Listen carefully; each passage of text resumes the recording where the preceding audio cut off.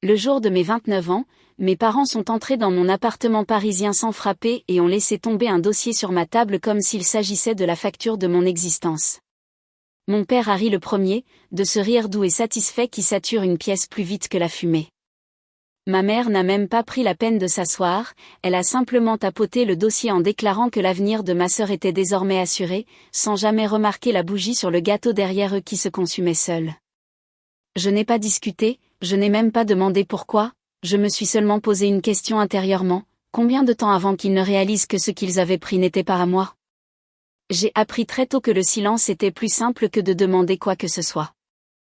En grandissant, notre maison résonnait toujours de la vie de quelqu'un d'autre, les leçons de piano de ma sœur Manon qui faisaient écho dans le couloir, ma mère l'encourageant depuis la cuisine, la voix de mon père tonnant avec des projets faits pour elle, jamais avec elle. Je me déplaçais autour de ce bruit comme une ombre, prenant soin de ne pas interrompre la musique de leurs attentes. L'argent a été la première chose qu'ils ont prise sans demander. J'avais 17 ans quand mon père a emprunté les économies de mon petit boulot d'été, il se tenait dans l'encadrement de la porte en faisant tinter ses clés, disant que c'était pour quelque chose d'important, sans jamais me dire quoi, et quand ma mère m'a dit de ne pas faire de drame car les familles partagent tout, Manon a eu une nouvelle robe de créateur cette semaine-là. J'ai fait le calcul toute seule. À 20 ans, j'avais appris à garder mes victoires modestes. Lorsque j'ai obtenu ma première certification en cybersécurité, mon père a survolé le diplôme et m'a demandé si je pouvais régler ses problèmes de mots de passe, tandis que ma mère changeait de sujet pour parler du stage de Manon. Ce soir-là, au dîner, une seule histoire comptait, et ce n'était pas la mienne. Alors, j'ai travaillé silencieusement, constamment. Chaque heure supplémentaire passée au bureau à la Défense, chaque mission freelance que je prenais le week-end en refusant les invitations, je canalisais tout cela vers un compte d'épargne comme certains écrivent un journal intime. Les chiffres sont devenus ma chronologie. Mes années 20 se sont écoulées à l'intérieur de tableurs que personne d'autre ne lirait jamais. Je vivais alors dans un studio mal isolé en banlieue, les murs étaient fins, le radiateur claquait et je devais scotcher le cadre de la fenêtre en hiver pour que le vent ne siffle pas à travers. Pourtant, chaque mois, je virais ce que je pouvais, 100, 300, parfois 1000 euros quand une prime tombait. Je regardais le solde monter lentement comme de l'eau remplissant un verre fissuré, jamais vite, jamais proprement, mais régulièrement. La partie trompeuse était la fierté que je ressentais, non pas à cause de l'argent lui-même, mais parce qu'il était à moi, quelque chose d'intact, quelque chose que personne n'avait réécrit ou redirigé vers Manon. Je portais ce compte comme une preuve secrète que je n'étais pas entièrement invisible. Mais chaque année, ma famille trouvait de nouveaux moyens de me rappeler ma place. La fête de remise de diplôme de Manon a duré une semaine, la mienne s'est terminée avant que la glace ne fonde.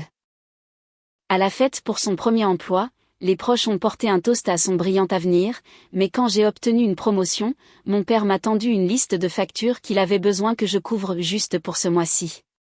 Ma mère a souri de cette façon douce et apitoyée en disant que cela ne me dérangeait pas d'aider.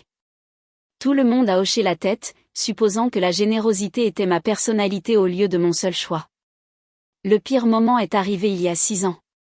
Je venais de terminer un projet majeur, le genre qui change une carrière. Je suis entrée dans le salon de mes parents, espérant, voire attendant une petite reconnaissance.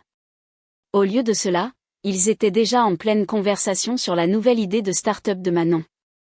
Je suis restée là, tenant mon dossier comme une invitée arrivée à la mauvaise adresse. C'est le jour où j'ai appris ma place dans cette famille, pas la vedette, même pas le second rôle, juste la ressource dont ils avaient oublié qu'elle pouvait s'épuiser.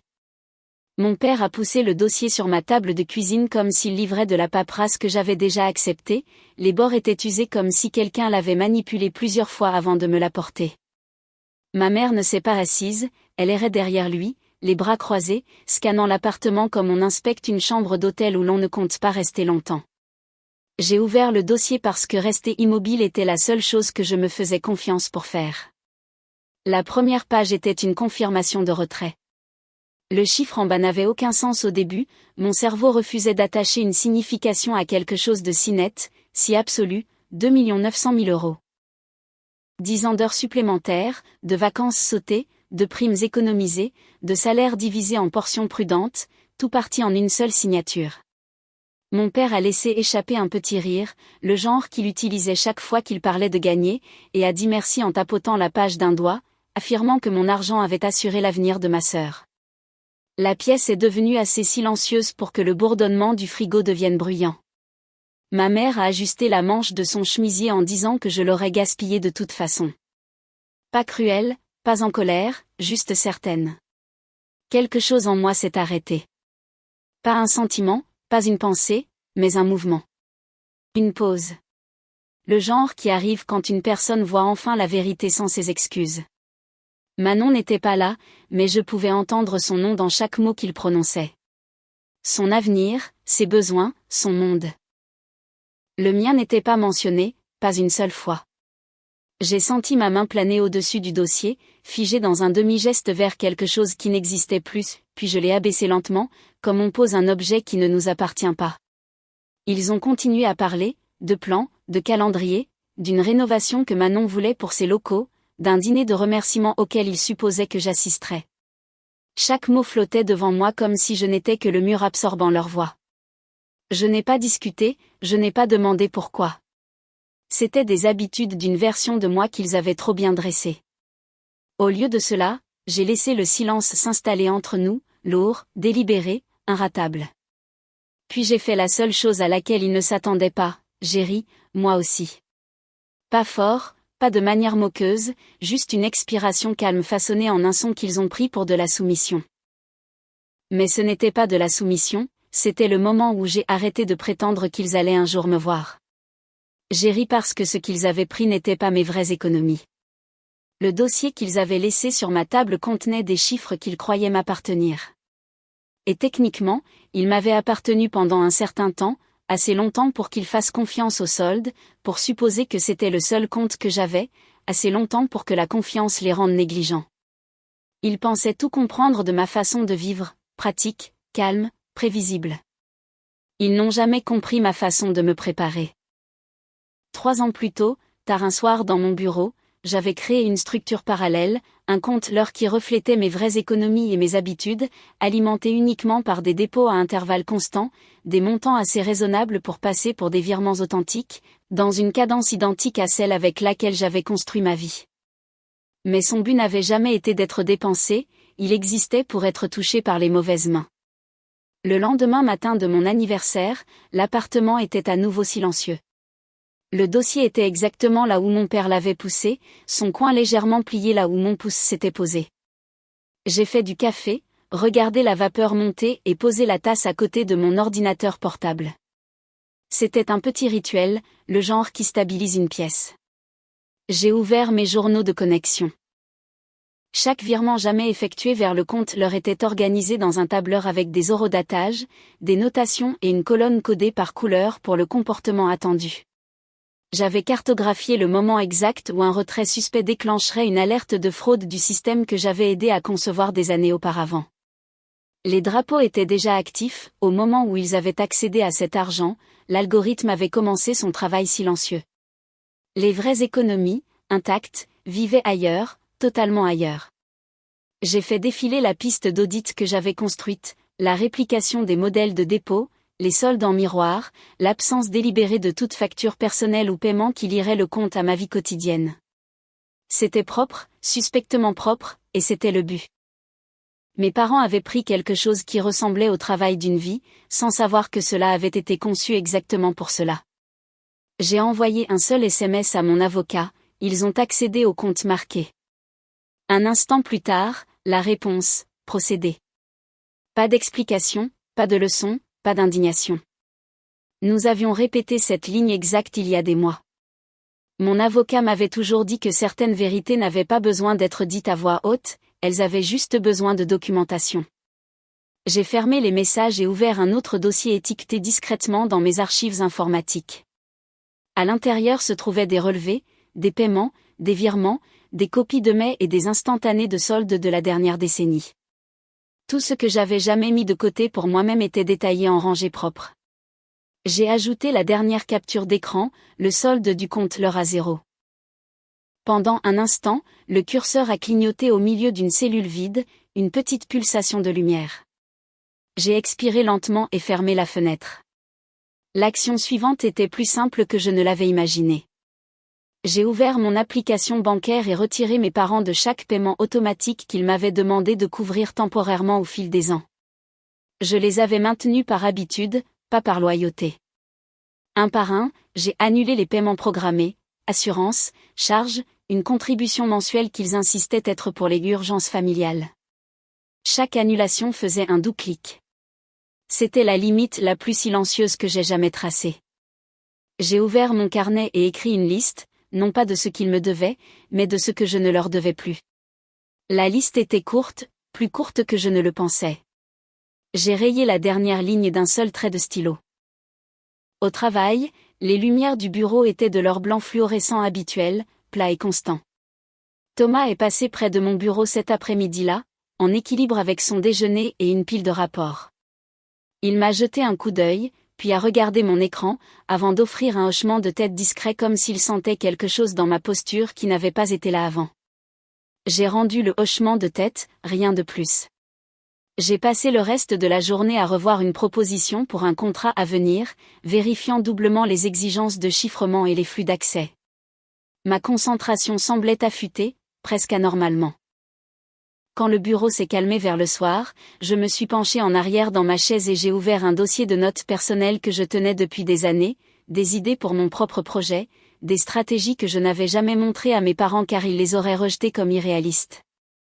J'ai relu chaque ligne, non pas avec envie, mais avec clarté. Chez moi ce soir-là, je me suis versé un verre de vin et je me suis assise à ma table à manger. Le dossier qu'ils avaient apporté était toujours à proximité. Je n'y ai pas touché. Au lieu de cela, j'ai ouvert mon vrai compte d'épargne et regardé le solde, stable et entier, intact par quiconque sauf moi. J'ai laissé les chiffres s'installer dans ma poitrine comme une encre. J'ai pris une autre gorgée de vin et feuilleté mes documents une fois de plus, les journaux du compte marqués, les déclencheurs d'audit, l'index des incohérences que leur retrait présenterait inévitablement aux agents de conformité. Tout se déroulait exactement comme prévu. Il n'y avait aucune rage en moi, aucun tremblement, juste une immobilité sculptée par des années à être sous-estimée. Mes parents m'avaient appris le coup du silence, j'avais simplement appris à l'utiliser différemment. J'ai fermé le dossier doucement, mes doigts ne laissant aucun son sur la couverture. La bougie du gâteau d'hier était sur le comptoir, un petit morceau de cire plié d'un côté. Je l'ai ramassé, j'ai examiné sa forme et je l'ai reposé. Cette fois, je ne réparerai pas ce qu'ils avaient cassé. La première alerte est arrivée pendant que je versais mon café du matin. Une vibration douce sur le comptoir, l'écran s'allumant avec une notification de la banque, activité inhabituelle détectée. Je l'ai fixé un moment, la vapeur de ma tasse effleurant mon visage comme pour me rappeler de respirer. Puis mon téléphone a sonné. Le numéro de mon père. Sa voix a explosé au moment où j'ai répondu « Qu'est-ce que tu as fait, Camille ?» La banque a tout gelé. Tous les comptes. Ils disent qu'il y a une enquête. Je me suis appuyée contre le comptoir, regardant la lumière du soleil ramper sur le sol. J'ai reçu une alerte aussi, ai-je dit calmement. On dirait un contrôle de fraude. Ne joue pas à ça avec moi, aboya-t-il. Ils pensent qu'on a blanchi de l'argent. Ils examinent les virements. Ils posent des questions sur les motifs.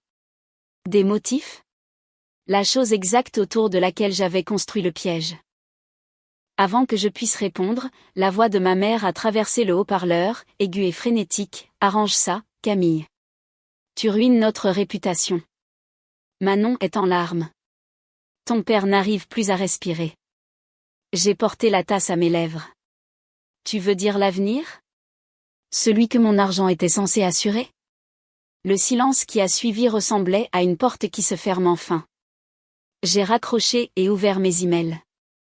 Une autre alerte, celle-ci d'un service de conformité financière. Compte signalé. Sous examen. Pas le mien. Celui de mes parents. Puis une autre mise à jour, cette fois de mon avocat, ils ont déclenché l'audit complet. En attente. Tout a bougé en ligne nette après cela, comme des dominos tombant dans l'ordre où ils avaient été placés des années auparavant. À midi, mes parents avaient appelé 8 fois. Manon 2 fois. Je n'ai répondu à aucun d'eux. Au lieu de cela, J'ai passé en revue un projet de contrat à mon bureau, soulignant en rouge les sections qui nécessitaient des éclaircissements. Mon stylo semblait stable, mon rythme cardiaque calme. Ce soir-là, les infos régionales ont diffusé un court segment, couple local sous enquête pour soupçon de malversation financière. La caméra a capturé mes parents devant leur maison, mon père se disputant avec quelqu'un hors champ, ma mère protégeant son visage des questions du journaliste. Leurs expressions étaient une image miroir de l'arrogance qu'ils arboraient dans mon appartement, seulement maintenant, la confiance avait disparu. J'ai regardé l'écran en silence, laissant leur voix s'estomper dans le bruit de fond. La pièce semblait immobile, éclairée seulement par la lueur de la télé. Le lendemain matin a apporté l'escalade. Un coup dur a secoué la porte de mon appartement, urgent, irrégulier. J'ai ouvert pour trouver ma mère debout là, les cheveux non brossés, le parfum mélangé à la panique. Elle m'a bousculé avant que je ne dise un mot. « Camille, écoute-moi, dit-elle en faisant les 100 pas comme un animal piégé. Les enquêteurs sont venus à la maison. Ils ont posé des questions sur des virements, des relevés manquants. Ton père a failli s'évanouir. Ça ne peut pas arriver. Pas à nous. Je me suis appuyée contre le comptoir, au même endroit où je me tenais quand ils m'avaient dit qu'ils avaient tout pris. Ma voix est restée égale. Je t'avais dit de ne pas toucher à ce qui n'était pas à toi. Elle s'est figée. Nous sommes tes parents. Tout ce qu'on a fait, c'était pour la famille. Pour Manon, ai-je corrigé. Ses yeux brillaient, mais les larmes n'adoucissaient pas son ton. Tu nous as piégés. Non, ai-je dit. Vous êtes entrés dans un système que vous ne compreniez pas. Et vous avez supposé que je ne le comprendrais pas non plus. Ses épaules se sont affaissées. S'il te plaît, aide-nous. Je n'ai pas répondu. Il n'y avait plus rien à négocier. Le jour suivant, le tournant complet s'est produit. Des courriers, des lettres, un avis formel confirmant l'audit, et puis le message de mon avocat qui a tout réglé, ils ont accédé au compte marqué. L'enquête se déroule exactement comme prévu. Je suis sortie sur mon balcon, laissant l'air tiède laver mon visage. En bas, Paris bourdonnait avec son indifférence habituelle. Derrière moi, la télé repassait le segment d'actualité. Les voix de mes parents résonnaient faiblement à travers la vitre. Ils ne m'avaient pas juste volé, ils avaient marché tout droit dans un piège que j'avais tendu pour eux des années auparavant. Et tout ce que j'avais fait, c'était d'arrêter de les sauver d'eux-mêmes. La pluie a commencé ce soir-là, un rideau doux contre les rampes du balcon, assez calme pour que je puisse entendre chaque goutte atterrir. Je suis sortie avec une tasse réchauffant mes mains. La ville floutait derrière la brume. L'air sentait légèrement le béton mouillé, ce genre d'odeur qui donne l'impression que tout vient d'être lavé. À l'intérieur, mon téléphone vibrait de mises à jour, d'articles, de messages, de demandes. Je les ai laissés là. Le monde pouvait avancer sans moi pour une fois. Sur la table à côté de moi se trouvait une photographie que mon père m'avait envoyée par la poste des mois plus tôt, nous trois sur une plage de Normandie, la lumière du soleil frappant nos visages inégalement, ma version plus jeune perchée sur ses épaules. J'ai soulevé la photo, traçant le bord où le papier s'était ramolli avec le temps. C'était comme tenir une histoire qui ne m'appartenait plus. Le travail avait été stable cette semaine-là. J'avais signé 2 nouveaux contrats, répondu à des questions lors de réunions où mes opinions comptaient, et marché dans les couloirs sans me sentir comme un bouche-trou. Thomas était passé près de mon bureau cet après-midi-là, offrant un petit sourire sans rien demander. C'était suffisant. Une lettre attendait dans ma boîte aux lettres. L'écriture de Manon, inégale et inconnue. Elle écrivait qu'elle s'était inscrite à un programme pour les femmes reconstruisant leurs finances, qu'elle comprenait si je ne voulais pas répondre. Il n'y avait pas d'accusation, seulement une reconnaissance silencieuse de tout ce qu'elle n'avait pas vu jusqu'à présent. J'ai posé sa lettre à côté de la vieille photographie et j'ai regardé la pluie ruisseler sur la vitre du balcon. Plus tard, j'ai conduit jusqu'à la côte. La même étendue de sable que sur la photo, la même marée qui montait et descendait. Je me suis tenue là où les vagues pouvaient atteindre mes pieds et j'ai senti l'eau envelopper brièvement mes chevilles avant de lâcher prise. Je vous pardonne, ai-je chuchoté dans le vent. Pas pour eux. Pour moi. Certaines limites ne sont pas dites. Elles sont tracées au moment où vous arrêtez de retourner dans les endroits qui vous ont appris à vous faire tout petit. Ma famille a cru un jour que je porterais leurs erreurs pour toujours, que le silence signifiait l'obéissance au lieu de la compréhension. Mais la vérité était simple, je n'ai pas brisé le cycle, j'en suis juste sorti. L'océan derrière moi bougeait en rythme calme, régulier, imperturbable. J'ai pris une dernière inspiration d'air salin et je suis retourné vers ma voiture, laissant le passé là où il appartenait enfin.